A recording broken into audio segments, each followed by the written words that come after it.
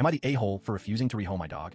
I am 30M. Recently, my parents moved me into a 2-bedroom apartment and agreed to pay the other half until I could find a roommate. I talked to my friend, let's call him Greg, 29M, and he said he cannot move in until March, but he wants to move in. I talked to my dad about it, and he said that Greg should move in even though he cannot afford to pay the entire half.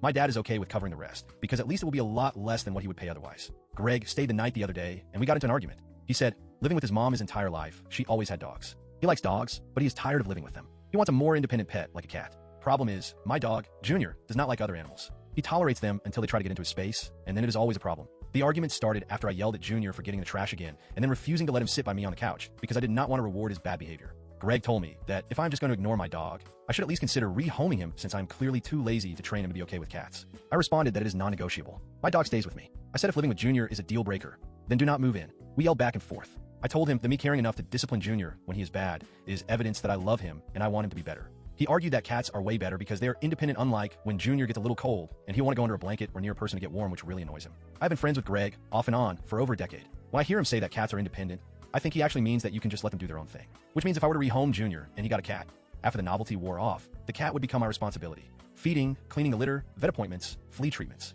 everything. I stood my ground, and after yelling for quite a bit, he asked me if I considered whether or not he was joking. And I need to just relax. I feel this is gaslighting. Am I the a-hole for standing my ground? Should I consider rehoming my dog to make Greg more comfortable when he moves in? TLDR, my friend who is moving into my apartment in a few months wants me to rehome my dog so he can get a cat. I do not want to rehome my dog, nor do I want to take care of his cat.